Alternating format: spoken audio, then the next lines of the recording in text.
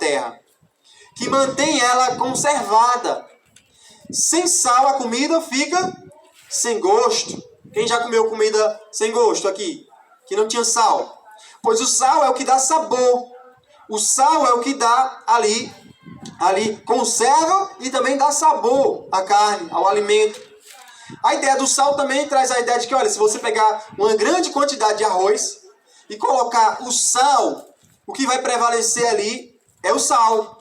Vai trazer gosto ao alimento. Por mais que seja uma grande quantidade de arroz. Então nós vamos ver aqui, Miguel, que o sal tem essas características de conservar, de dar sabor ao que? Ele fala aqui, a terra. Então ele diz, vós sois o sal da terra. Então o que é que isso é aplicável a nós hoje? O que é que isso quer dizer para mim e para você? Se nós somos o sal da terra, qual a consequência disso hoje, amigo? A consequência é que nós hoje somos o povo de Deus. O povo que tem que dar sabor ao mundo. Aquele povo que tem que conservar. Veja, o mundo jaz em trevas, a Bíblia diz. O mundo jaz em trevas. O pecado ele se propaga. Nós temos aqui nesse mundo um mundo perverso. Um mundo onde jaz em trevas. A ignorância, por exemplo. O pecado está em cada esquina, Francisco. Em cada esquina o pecado está. Em cada esquina há escuridão e trevas. Então nós vemos que nós temos que ser cristãos que dá sabor. Ou seja, que influencia o mundo. Que influencia as pessoas. Que agem de maneira a gerar transformação. A conservar, a influenciar. Paulo diz, nós somos o bom perfume de Cristo. Como que em todos os lugares exalando, para uns cheiro de morte para a morte, outros cheiro de vida para a vida. Então nós vemos que os discípulos, por exemplo, eram o sal do mundo, o sal dessa terra. Como? Você pega Pedro e os demais apóstolos. Onde eles passavam, eles geravam o quê? Vida. Onde eles passavam, eles geravam o quê? Sabor. As pessoas agora passavam a se alegrar na presença do Espírito Santo. As pessoas passavam a ouvir a pregação e o testemunho daqueles homens e passavam a ter uma transformação no seu caráter.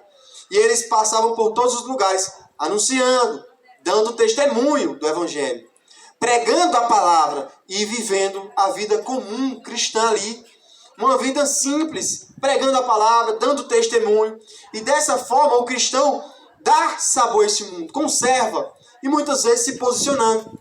Quem não lembra de João Batista, que se posicionava contra o pecado, que dizia, olha, não te é lícito possuir a mulher do teu irmão. E ali ele estava se colocando contra o pecado. O sal, ele conserva, o sal, ele dá sabor. Jesus foi perseguido por qual motivo? Jesus foi perseguido porque Jesus, ele pregava contra o pecado. Jesus foi perseguido porque ele era a luz do mundo. Jesus foi perseguido porque ele era a verdade. E essa verdade muitas vezes tinha que ser falada e pregada, e assim ele era perseguido. As pessoas iam contra ele. Se nós somos apenas, como diz o texto aqui, cristãos insípidos, nós, de fato, não nos posicionaremos. No lar cristão, a mulher cristã, o homem cristão, o jovem cristão, ele não vai se posicionar e levantar a bandeira do cristão e dizer, eu não compactuo com essas coisas. Mas ele vai ficar apático. Ele vai ficar ali simplesmente compactuando com o pecado. Muitas vezes ali negligenciando a sua função como cristão para manter a paz. Para manter a paz uns com os outros, ele não se posiciona como cristão. E como cristão nós devemos se posicionar contra o pecado. Jesus, ele muitas vezes criticou as vãs religiões daquela época. Uma das críticas está no nosso texto. Quando Jesus está confrontando aqui, falando que os discípulos são o sal da terra, a luz do mundo, é o nosso texto, ele estava confrontando as religiões da época, entre elas uma religião que dizia que eles bendiziam a Deus, mas eles eram conhecidos como libertinos. Eles levantavam a bandeira de Deus, mas eles eram libertinos contra o pecado. Então Jesus confrontou, diz, olha, você não pode ser cristão, você não pode ser sal e ser um sal insípido. E ser uma pessoa libertina, que dá lugar ao pecado, que é liberal em muitas áreas, que em algumas áreas você vai à igreja, vem aos cultos, à liturgia, mas em outras áreas você é liberal demais. Não há uma mudança e não influencia, por exemplo, não agem como cristão.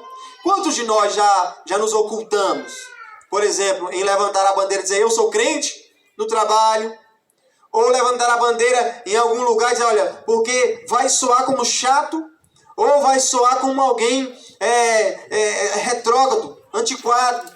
E por isso o cristão se oculta, por ter receio e medo do que as pessoas vão pensar, do que as pessoas vão falar. Jesus disse, momentos antes, no nosso texto, se perseguiram a mim, perseguirão a vós, né? Mas ele diz, bem-aventurados sois vós, quando por minha causa, pelo meu nome, me acusar, mentindo, disserem todo mal contra vós. Ele nos chama a nos alegrar, porque grande é o nosso galardão no reino dos céus, porque assim perseguiram os profetas que vieram antes de nós. Então, ser cristão muitas vezes deve ter um posicionamento. Hoje, as pessoas são chamadas a ser cristãos, mas não é falado sobre, Miguel, sobre as coisas que vêm ao ser cristão, as renúncias, as coisas que vão ter que ser, como é que o cristão vive. Então Jesus vem trazendo essas nuances e muitos têm negligenciado essa função. E ele descreve aqui que existe sim, ora, se o sal vier a ser insípido, como lhe restaurará o sabor?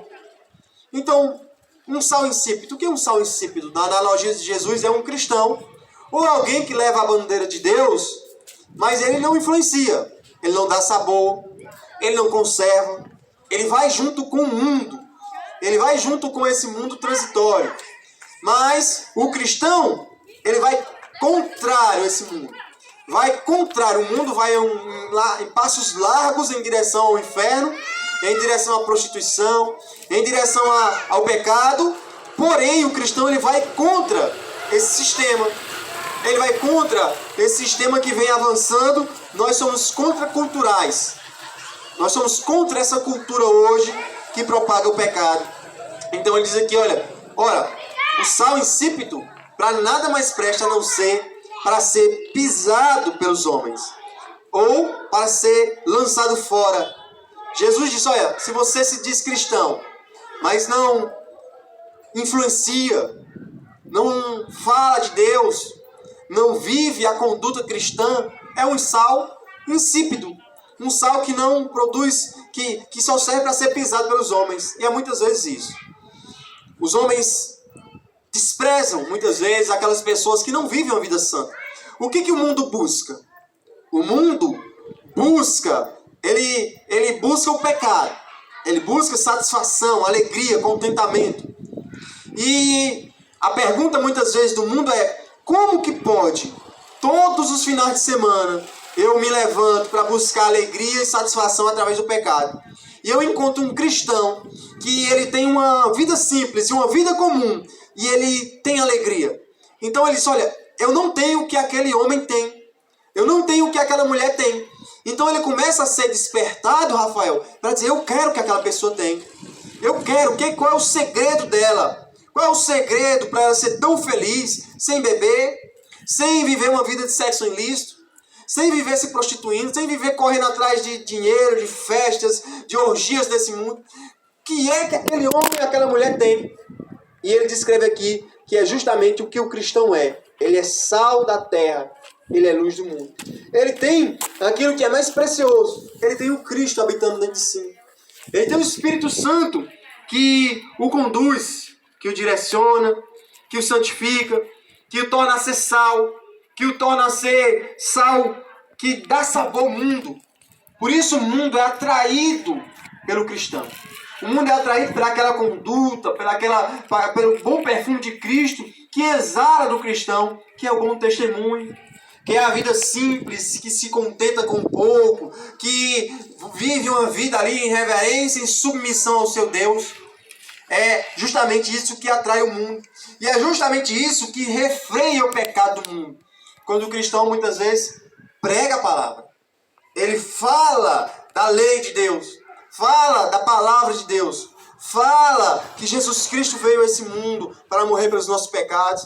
E cada vez mais que alguém se converte, a alegria diante de Deus nos céus. E há também ali um refrear de pecados. O pecado passa a deixar de se propagar. Ou seja, até quando pessoas ouvem a palavra e não se convertem, elas refreiam a sua conduta em muitos hábitos. Mesmo assim, se tornam pessoas que ocultam ali, muitas vezes não se depravam no seu próprio pecado, mas permanecem da igreja. Então refreia o pecado, refreia. E de que forma também o cristão é sal no mundo, na terra? Quando o cristão exerce influência no seu trabalho, quando ele, por exemplo, faz uma faculdade, estuda, se torna um professor, e ele vai lá na universidade e levanta a bandeira de um cristão, e fala como um cristão, e se veste como um cristão, e lá na universidade ele vai ser alguém que vai fazer com que o mundo ganhe sabor. As pessoas vão ver, até o intelectual, até o mais convicto, até aquelas pessoas mais intelectuais, elas são cristãs. Então, pelo testemunho delas, elas refreiam o pecado. Então, de várias formas, o cristão refreia o pecado. Tanto o apóstolo Paulo indo e visitando várias igrejas, fundando igrejas, como também aqueles pastores em suas localidades, pregando a palavra, anunciando. Os mínimos que eles já influenciarem ali, já é o refrear de um pecador que vai se denegrir mundo afora. Imagine só, nós temos aqui o Miguel e o Rafael, crianças, jovens. Esses jovens têm a oportunidade de ouvir a palavra. Esses jovens têm a oportunidade de ouvirem o evangelho. E havendo conversão, havendo transformação, a vida que eles iriam levar, a conduta, por exemplo, no mundo que eles iriam ter, poderia surgir pessoas ruins e más, mas Deus, pela sua graça, através da pregação do evangelho, refreia, porque eles tiveram contato com a palavra. O sal, ele refreia o avanço do pecado. O sal, ele dá sabor a este mundo. De fato, só a vida, meus irmãos, só há a vida verdadeira, como Jesus Cristo, vida e vida em abundância, aqueles que creem em Jesus. A vida no Espírito Santo.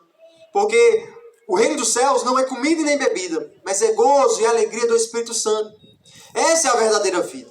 Não a vida que o mundo pode oferecer. Não a vida que o mundo ele propaga com seus princípios.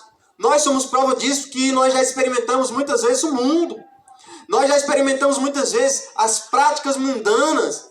Mas isso não nos satisfez. Não foi suficiente.